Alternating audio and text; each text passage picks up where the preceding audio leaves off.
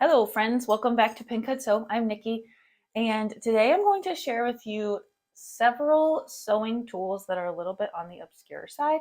By obscure, I mean things that you probably don't already have and may have never even seen before, but to me are essential things to have in my sewing room. So with Christmas coming up, if you're looking for stocking stuffer request ideas for yourself or ideas for other sewers in your life, gifts to give or to receive, this is the video for you because all of these things will fit in a stocking and all of them are things I would not live without. If they broke, I would replace them immediately.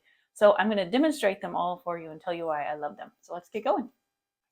Okay, so a few of these things are smaller, really inexpensive items. None of these are very expensive.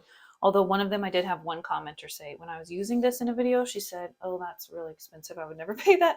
It's really not that much when you consider how long I've had it and how much I've used it, but we'll get to that in a minute. So the first thing I will start with is these Sure grips. If you use a rotary cutter at all, and you should, even if you're not a quilter, a rotary cutter is really useful with a ruler. My husband put these in my Christmas stocking last year, and I think I talked about them then also. But basically, they're just little round silicone stickers that go on the bottom of your rotary cutting ruler. I forgot what this is called there for a second.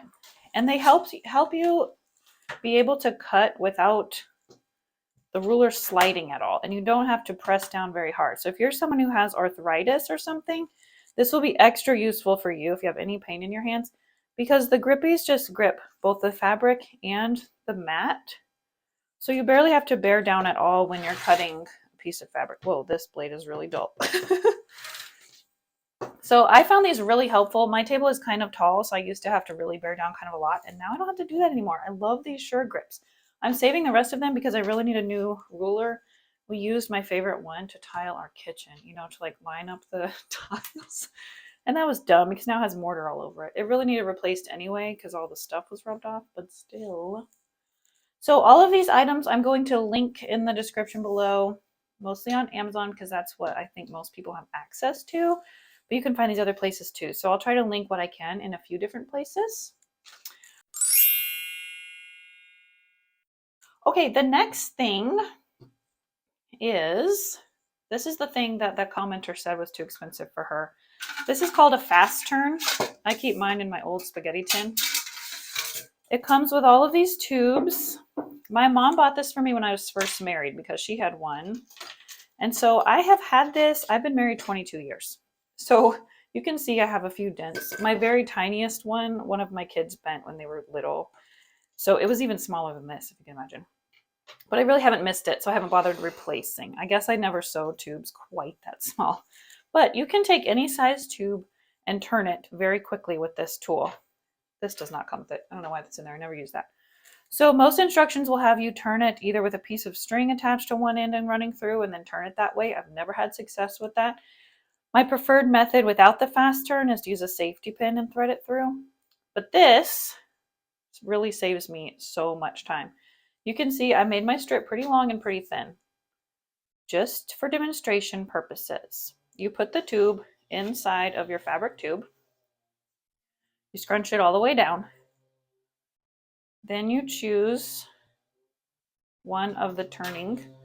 This has like a little twisty hook on the end. It's very sturdy. I've never broken one of these pieces. You insert it into the tube. You twist it into the fabric so it's coming out like this. And then you thread the fabric through by pulling the end of it. Like so. Once it's out, you can just pull it through, and then you untwist the end and you go iron your strip. This is the fastest tube turning device you can find. It has all these sizes.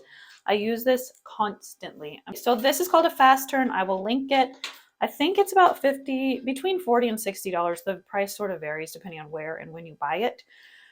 But I feel like this has paid for itself over and over and over again. When I was first married and I had this, I taught a friend how to sew.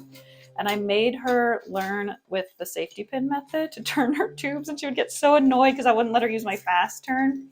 But I wanted her to know how to do it, because she didn't have a fast turn. But then she would just drive over to my house and turn her tubes. And so I bought her one of these for her birthday. Okay, my next thing is a little smaller. These are hemostats. I'm sure you've seen me use these in videos like my dolls and stuff with tiny limbs like this. I haven't made a video of this. But this. Okay, so when you stuff little pieces, I think I have to go tell my husband to stop sanding. Okay, I told him I needed like 5 minutes. Okay, I got these from a army nurse friend of my husband's also when I was first married. I've had the same pair ever since. Now you can get like comfort ones just for sewers. But if you're ever stuffing anything small, hemostats are essential because it's really difficult to get tiny pieces of stuffing into these little parts without them. They lock closed so they hold onto the stuffing so that you don't just, like if you're using a chopstick to stuff something, well, the chopstick just goes right through the stuffing. So this is a very handy tool. Or if you're trying to turn something right side out, you need to grab it from the outside, but tweezers just aren't strong enough. Hemostats are where it's at. I use these all the time. I keep them in handy reach. Okay, the next thing, and I'm going to give you a sneak peek of next week's tutorial. These are called cam snap pliers. Get them out of my ancient plastic bag. Mine are the Babyville brand of snap pliers. They come in other brands too. It's called a cam snap pliers. A lot of them come with kits with all of the different colors of snaps too. Basically, they're just plastic snaps. I think originally they were used mostly for baby items like bibs. You can see I use them on my bibs in my bib video. And I also use them a lot for things like doll clothes, for things like bags. I'm about to actually give you a sneak peek of a tutorial I have coming to the channel next week. This is a book sleeve I made yesterday. If you're a person who carries books everywhere you go, you'll understand the value of this. If your books keep getting messed up because you toss them in the car all the time. But I wanted to have this pocket on it for my little notebook, so I just put a cam snap on it.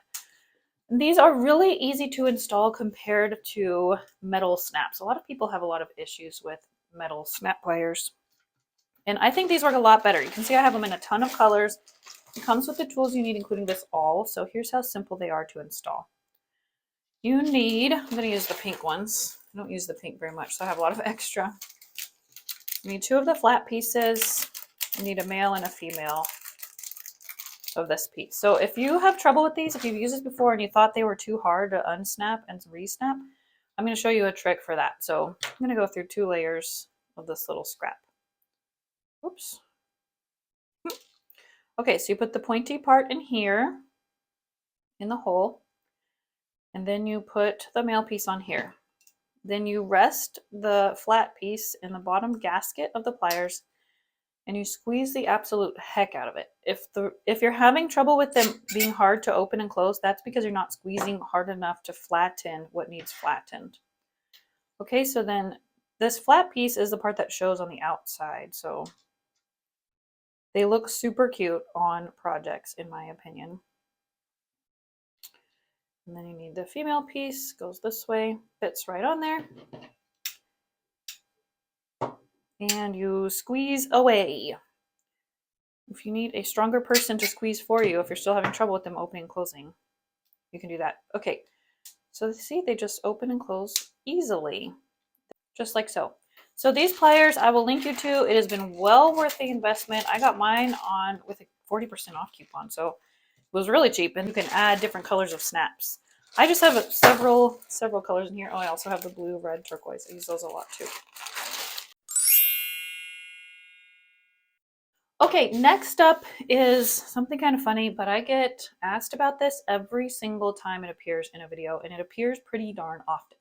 Because this is it's masking tape. It's sort of like washi tape. It doesn't leave any residue. It's not that sticky on your fabric when you use it. But I almost always use it to mark lines on small quilting projects. I always get comments about my measuring tape, masking tape. This is an accurate ruler. You can see here on my grid. It's perfectly aligned. And it's also 1 inch wide. So I don't always use the ruler part. I do use the 1 inch apart lines though to mark lines on my project. So not every sewing machine has a seam guide. So if you're quilting lines that are 1 inch apart or whatever, then you have to mark them somehow. You can mark them with a marking tool, but sometimes if it's chalk, they rub off by the time you get to that spot, or they don't wash out, which is devastating. So I like to mark with tape because it's just easier and it's faster. I can just move the tape as I go. On this is my most recent project that I posted a tutorial for. This is a pattern in my shop for this nativity set. I will link you to this too because it's so cute. But I wanted to put little 1 inch apart lines on the stable. And so I just stuck a piece of tape, moved it, sewed it, moved it. So it was so easy. That's why I like this tape. It's just Scotch brand. I get it on Amazon. And so I'll link you to that. I always have this in my sewing room. I asked for a 2-pack in my stocking last year. Okay, so lastly, let's bring this little tool back. This is my absolute favorite marking tool. Someone just asked me about this in the comments the other day, so I thought I would include it here. Like I was saying, not all marking tools wash out at the end, and not all marking tools are easy to remove, and not all marking tools are as accurate as this one. It's a very skinny line, so you can just mark away on your fabric, and if you're marking something with a ruler, it gets very close to the ruler, so it's accurate. Whereas a pencil, especially if it's dull, you know, it can be farther away or whatever. Also, you never have to sharpen it. It has like a roller in here, and you can get refills. So I've had this one Choco liner for years, and I've bought one refill. I refilled it once, and I still have enough left to refill it again. So it really lasts a long time. They come in several colors. I only have the yellow, but I'm going to ask for the white in my Christmas stocking this year so I can have another one for dark colors. I think blue and red are the other ones. So if you're looking for a perfect marking tool, this will do the trick. Okay, so that's all I have for today. If you have other ideas or favorite sewing tools that you like to use that you could share with me, please let me know. It'd be fun for me to try some new things and put them on my Christmas wishes list for my husband. He just goes down and clicks adds to cart, add to cart, add to cart for whatever I put in there on Christmas. So please share with me your notions, ideas, and your favorite sewing tools, and I will see you all soon. Bye.